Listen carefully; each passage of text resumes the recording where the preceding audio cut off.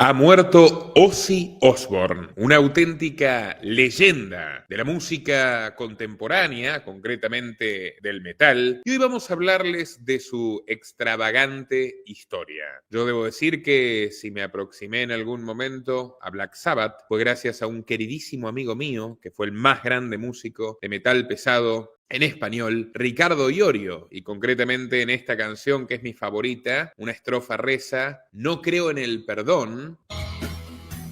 Si en el destino que nos arrimó fueron las plateadas cruces de Black Sabbath y su resplandor. Así que no puedo evitar sentir algo de nostalgia por el fallecimiento de Ozzy, que por supuesto no me toca de la forma que me tocó el de mi querido amigo Ricardo Iorio. Así que bueno, vamos con este video. Ha muerto el príncipe de las tinieblas, el legendario Ozzy Osbourne, conocido por haber sido el vocalista de la grandiosa banda británica Black Sabbath. Diversos artistas ya le dieron su homenaje de despedida: Metallica, Elton John, Marilyn Manson, Jack White, los Rolling Stones, y no es para menos, ha sido la figura más icónica del heavy metal de todos los tiempos, pero hoy te vamos a contar la parte que no conoces y que no te contarán los medios hegemónicos. Más allá de que, claro, Ozzy encarnó extravagancia, hizo gala del descontrol del rock y pasó por depresiones y renacimientos como un ave fénix, que ha sabido vender más de 100 millones de álbumes e influenciar a generaciones sucesivas de bandas exitosas y seguidores devotos. Pero el pasado de este príncipe ha estado poblado de nebulosas y también de algunas luces. Cayó en la espiral de las drogas, se agarró a puñetazos con su propia banda, fue señalado numerosas veces de satanista, y hoy vamos a hacer hincapié en esto. Mordió animales, estuvo involucrado en accidentes letales que costaron vidas, atacó a su propia esposa, se aprovechó de músicos, fue aliado y crítico de políticos muy poderosos, y su muerte fue una larga decadencia que dejó algunas intrigas. Así que quédense hasta el final para conocer la extravagante biografía de Ozzy Osbourne. Su verdadero nombre fue John Michael Osbourne y nació el 3 de diciembre de 1948 en Birmingham, dentro de una familia humilde de clase obrera. Su madre, Lillian, era una católica que trabajaba en una fábrica de automóviles y su padre un fabricante de herramientas en la General Electric Company. Con esos oficios mal pagos, debieron criar a la friolera de 6 hijos. Osbourne confesó que fueron sus compañeros de escuela quienes lo apodaron Ozzy y que él en un principio lo detestaba. Tuvo una infancia dura, se burlaban de su acento y de su dislexia, y narró que cuando contaba con 11 años de edad, alumnos mayores le hicieron sufrir aprovechamientos carnales que nunca olvidaría. Durante su adolescencia intentó quitarse la vida en varias ocasiones. Era un muchacho solitario y tenía inclinaciones artísticas. Actuó en obras de teatro escolar, pero cuando escuchó la canción de los Beatles, She Loves You, supo que sería una estrella de rock por el resto de sus días. Tenía una gran certeza al respecto. A los 15 años dejó la escuela, él mismo se hizo su primer tatuaje con una aguja de coser, resultó una carnicería, se infectó y podría haber perdido el brazo, pero lo hizo y quedó. Y comenzó a tener todo tipo de empleos alimenticios. Fue albañil, fontanero, fabricante de herramientas como su padre, afinador de bocinas también, y como si faltara algo, carnicero en un matadero, donde de hecho miró a la muerte cara a cara. ¿A cuál muerte? A la muerte sistemática de animales, una fijación que arrastraría por el resto de su carrera. Pero no podía soportar estos trabajos y cuando cumplió 17 años de edad renunció y fue condenado por robar una tienda de ropa. Su padre se negó a pagar la multa para darle una lección y Ozzy pasó 6 semanas en un calabozo de la prisión de Winson Green. Parece que aquel confinamiento sombrío le sirvió para comprender que debía perseguir sus sueños, y a finales de 1967 comenzó a formar sus primeras bandas musicales. Con el bajista Geezer Butler fundó Rare Breed. Luego sumaron al guitarrista Tony Iommi y al baterista Bill Ward para dar nacimiento a una banda llamada Earth, como la Tierra. Pero en agosto de 1969 fueron contratados por un show que tenía un grupo musical con el mismo nombre y les pidieron que cambiaran el suyo. Fue entonces que se rebautizaron ya definitivamente como Black Sabbath. Muchos interpretaron el nombre como una referencia a la brujería, los rituales luciferinos y la Biblia satánica. que fue publicada aquel mismo año por el ocultista Anton LaVey. Sin embargo, Ozzy siempre negó estos vínculos y señaló insistentemente que eligieron Black Sabbath como un homenaje a una película homónima de terror que cuenta 3 historias tétricas: una mujer que recibe llamadas amenazantes de un acosador invisible, un hombre que regresa con su familia tras afirmar haber matado a una criatura inhumana y una enfermera que roba el anillo de un cadáver que luego revive para recuperarlo. De alguna manera, Black Sabbath buscaba transmitir en su música unas sensaciones perturbadoras similares. Su sonido era pesado, oscuro y lento. Sus riffs eran gruesos y distorsionados. Los ritmos eran bluseros pero dramáticos. La voz de Ozzy era aguda, fantasmagórica, casi hipnótica. Las letras versaban sobre el mal, sobre la muerte, sobre la alienación, sobre las drogas, sobre el infierno, sobre la guerra y sobre la religión. Y la estética en los shows era tenebrosa. Utilizaban ropa oscura, crucifijos, luces bajas y bueno, una atmósfera ritual siniestra. Aprovecho para invitar a los amigos a realizar sus aportes vía Superchats desde el chat de estreno a partir de $1, desde la opción unirse a YouTube o también en Patreon, lo cual es más que necesario para la continuidad de nuestro trabajo periodístico. Pero el caso es que mientras Black Sabbath grababa su primer álbum, Butler leyó un libro de ocultismo para inspirar sus letras y contó que una noche se despertó observando una figura oscura al pie de su cama. Cuando se lo compartió a Osbourne, escribieron la letra de la canción Black Sabbath. Le dieron el mismo nombre a su álbum primerizo, que alcanzó un éxito importante, y al poco tiempo presentaron el segundo, Paranoid, que consiguió ser difundido en múltiples radios de Gran Bretaña con la ayuda del representante Don Ardeen, conocido en la industria como el Padrino Inglés o el Al Capone del pop, por sus tácticas agresivas de negociación, que incluían intimidar, amenazar e incluso utilizar la violencia física para negociar los contratos. A Ozzy no solo le gustó el estilo de Ardeen, sino también su hija, porque al poco tiempo conoció a Sharon y comenzaron un romance intenso y turbulento que duraría el resto de su vida. Ella fue la mano derecha de su padre y la guardiana de su amante, y los acompañó durante los siguientes discos que llevaron a Black Sabbath a la consagración: Master of Reality, Black Sabbath Volumen 4 y Sabbath Bloody Sabbath, cuyas portadas exhibían escenarios esotéricos, sombríos, con toques paranormales, como una figura misteriosa en un bosque oscuro y nebuloso que era interpretada como un brujo. Con la fama llegaron las críticas y los sectores más conservadores no tardaron en tildar a Black Sabbath de una perversión para la juventud, con símbolos diabólicos, decorados góticos y cruces invertidas. Con el blindaje de Don Ardeen, la banda siempre refutaba esas ideas explicando que solo eran elementos teatrales que servían para darles una identidad. ¿Decían la verdad? Ya lo veremos. Osbourne incluso llegó a confesar que era miembro de la Iglesia de Inglaterra, un devoto anglicano y que rezaba antes de subir al escenario de cada concierto. Muchos se lo tomaron como una burla, otros le creen hasta hoy, pero en realidad otros demonios lo dominaban, porque a diferencia de los demás integrantes, Ozzy sí perdió el control de su consumo y comenzó a meterse en una espiral autodestructivo. Tomaba alcohol todos los días, aspiraba cocaína todos los días, tomaba LSD, además se desarrolla tolerancia, no tiene ninguna gracia tomar LSD todos los días. Bueno, tomaban anfetaminas, sedantes, heroína, cada vez se ausentaba más frecuentemente a los ensayos y cuando aparecía lo hacía completamente ebrio e incapaz de recordar las propias letras de sus canciones. Varias veces se agarraron a puñetazo limpio con el guitarrista Tony Iommi y en mayo del 78, cuando fueron teloneros del mítico Van Halen, el público llegó a buchearlos y los periodistas calificaron sus actuaciones de cansinas y carentes de inspiración. En abril de 1979, Osbourne fue oficialmente expulsado de Black Sabbath y reemplazado por el cantante Ronnie James Dio, con quien grabaron Heaven and Hell, considerado uno de sus mejores discos. Osbourne ni siquiera quiso enterarse ni escucharlo. Contó que le dieron 96.000 libras esterlinas de la época como indemnización por su expulsión y se las gastó todas durante apenas 3 meses encerrado en una mansión de Los Ángeles, consumiendo cocaína en cantidades industriales y alcohol hasta el desmayo. Consideró dejar la música y podría haber terminado como el fundador de Pink Floyd, Syd Barrett, quien cayó en una locura lisérgica de la que nunca pudo regresar. De allí la canción Shine on You, Crazy Diamond,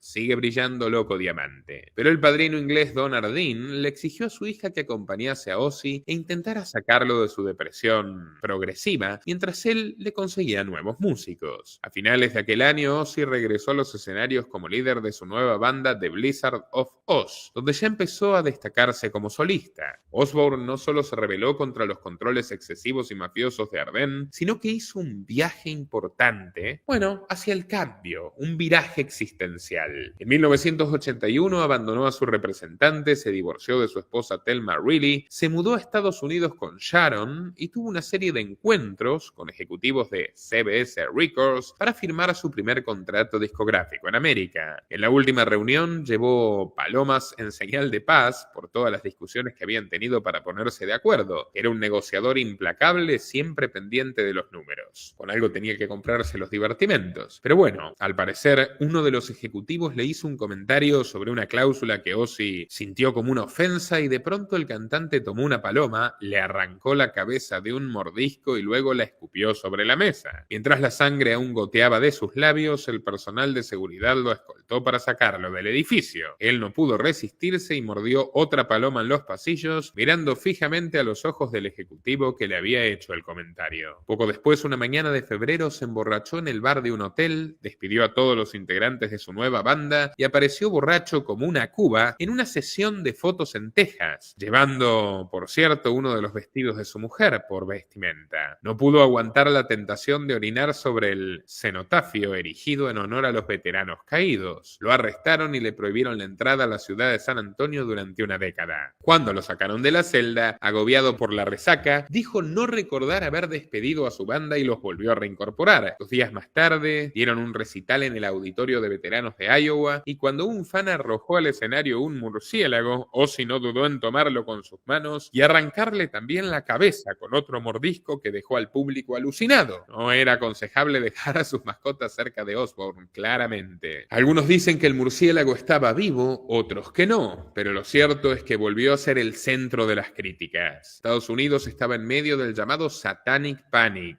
una fobia social obviamente incentivada por los medios que vendían con esto, que se fue esparciendo a lo largo de diversos estados que empezaron a creer que múltiples cultos secretos satánicos ocultos estaban creciendo desde las sombras para secuestrar a los niños, sacrificarlos y acabar con el cristianismo. La prensa puritana vio el mordisco brutal de Ozzy al murciélago como un símbolo demoníaco y un mensaje de terror que, claro, amenazaba a su patria. Algunos atribuyeron a un castigo divino lo que le ocurriría a la banda. El 19 de marzo de aquel año fueron a descansar a una finca de Leesburg, en Florida, para ofrecer otro recital enorme en el Madison Square Garden de New York. El conductor del autobús que los llevaba era un expiloto que se tentó al ver que la finca tenía un pequeño aeródromo y una avioneta. Convenció al guitarrista Randy Rhoads y a la modista Rachel Youngblood, sangre joven, para subirse a dar unas vueltas por el cielo. En un momento se le ocurrió devolver una broma y se puso a volar sobre el autobús donde dormía Ozzy, pero no calculó bien. El ala de la avioneta rozó el techo, perdió el control, chocó contra un árbol y se estrelló contra una casa cercana que provocó una explosión en llamas. Los 3 tripulantes fallecieron al instante y tuvieron que suspender la gira. Ozzy cayó en una profunda tristeza.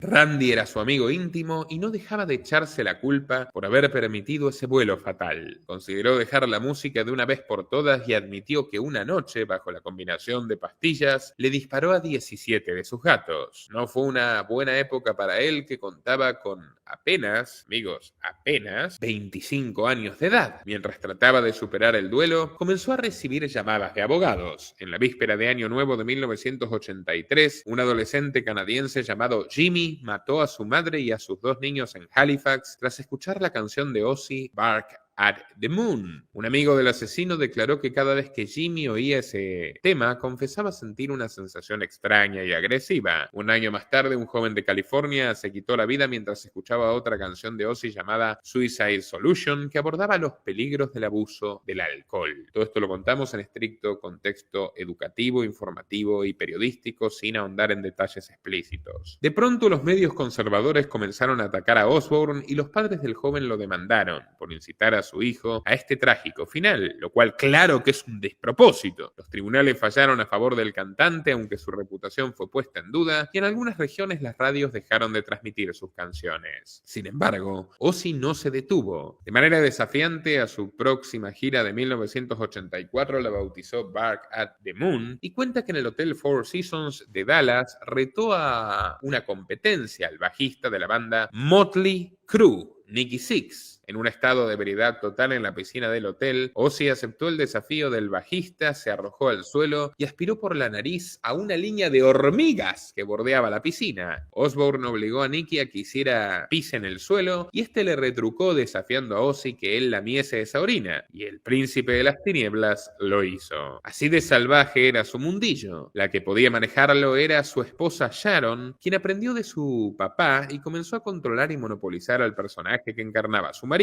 La banda dejó de llamarse Blizzard of Oz y fue rebautizada Ozzy Osbourne. Los músicos que lo rodeaban muchas veces eran obligados a renunciar a sus derechos de autor y pronto pasaron a convertirse en integrantes pasajeros. Era tal el dominio que pretendía ejercer ella que hasta el propio Ozzy llegó al hartazgo. Al terminar un festival en el estado Lenin de Moscú en agosto de 1989, lleno de ira y estimulado por las caspas blancas de Atahualpa, agarró del cuello a su esposa y estuvo a punto de asfixiarla. Ella lo obligó a meterse en un centro de rehabilitación durante 6 meses para controlar sus ataques de ira, y hay que reconocer que parece haber funcionado. Ozzy retomó sus giras, contrató compositores talentosos y grabó nuevos álbumes como No More Tears y Osmosis. Sharon tenía una mente aguda para los negocios y en 1996 se le ocurrió lanzar Ozzfest, un festival itinerante que terminó convirtiéndose en uno de los eventos más importantes del heavy metal en los años 90, permitiendo la difusión de nuevas bandas prometedoras como Slipknot, Korn y System of a Down. Fue uno de los mayores éxitos financieros de Osbourne en toda su trayectoria, cosechando más de $100 millones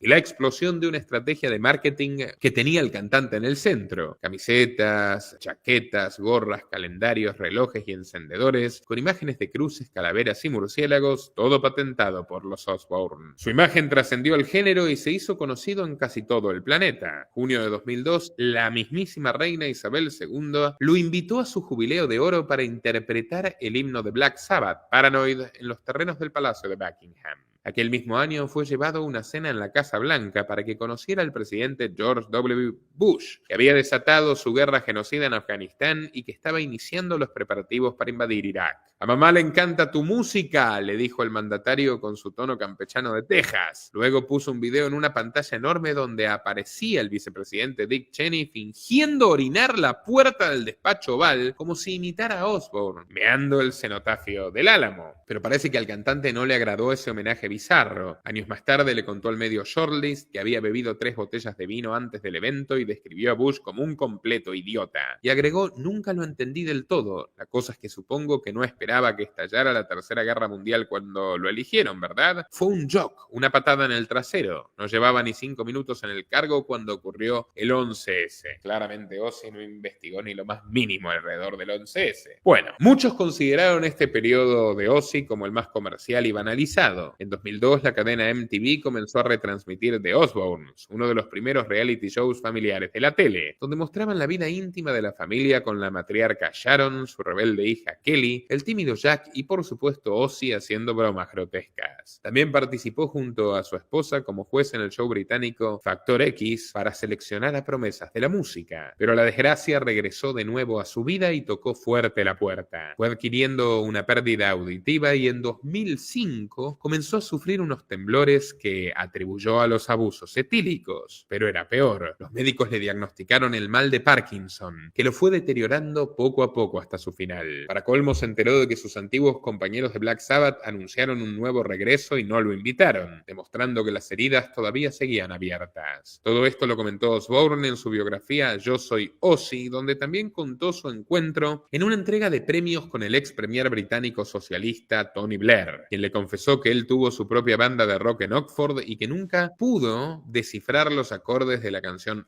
Iron Man de Black Sabbath. Ozzy no le respondió, recordando en su biografía que no podía dejar de pensar en la guerra contra Afganistán. «Fuck, Tony, qué información tan impactante. O sea, estás en guerra, con soldados volando por los aires por todas partes. ¿A quién diablos le importa que nunca pudieras descifrar mis acordes?» Parece que se llevó mejor con Barack Obama, gran criminal de guerra, cuando lo invitó a la Casa Blanca y bromeó con él en buen tono. Los Osbourne humor por momentos deslizaban ciertas simpatías demócratas. Ozzy declaró que Hillary Clinton, la carnicera de Alepo, era una mujer encantadora. Su hija Kelly Osbourne se hizo una activista LGBT y en 2019 el equipo de Donald Trump quiso utilizar la canción Crazy Train para un video de Twitter, pero Sharon respondió duramente denunciando que estaba prohibida la música de su marido para fines políticos. Un año más tarde, en el programa británico Good Morning Britain, el propio príncipe de las tinieblas criticó duramente a Trump por sus respuestas laxas ante la cuarentena. O sea, Ozzy Osbourne estaba siendo un partidario del encierro masivo y lo acusó de ser un sujeto ignorante que dominaba el mundo con total brutalidad. No entiendo a los políticos, todos deberían formar una gran banda de rock y ver cómo tocan, dijo. Poco después reveló que tenía enfisema pulmonar y su salud fue deteriorándose estrepitosamente. Sufrió neumonías, pulmonías, rigidez muscular y el Parkinson le fue provocando una serie de caídas y lesiones que lo hicieron pasar múltiples veces por el quirófano, donde llegó a sumarle 15 tornillos a la columna. Tuvo que cancelar diversas giras en los últimos años y durante una entrevista con la revista Rolling Stone en 2023 parecía sentir cercana a la muerte. Comentó: "Solo quiero estar lo suficientemente entero como para hacer un show donde pueda decir, hola chicos, muchas gracias por mi vida". Y ayer se despidió. A sus 76 años partió de este mundo y aún no se ha especificado las causas de su muerte. Se sospecha que fue culpa de su enfermedad, pero también hay rumores de que pudo haberse quitado la vida para no seguir sufriendo o que incluso su mujer lo indujo a ese final para detener la agonía. En cualquier caso, su legado cultural es grande, el político no tanto, y una de sus últimas manifestaciones bastante repudiables fue en contra de un documental de la BBC que visibilizaba el sufrimiento de los palestinos, porque Ozzy Osbourne, pueden creerlo, se había convertido en un sionista, lo que me parece que es bastante peor que ser satanista, que en cierto punto para los músicos puede ser una máscara infantil. Amigos, los invito a contribuir en patreon.com/Nicolás Moraz. Desde tan solo $3 mensuales tendrán recompensas exclusivas y contribuirán a sostener este trabajo periodístico. Y no se olviden de pasar por el completísimo documental de Tom Cruise que hemos lanzado ayer, donde vamos al fondo de una de las organizaciones más siniestras y peligrosas de la farándula americana, que además se autoproclama iglesia y es la secta de la cienciología.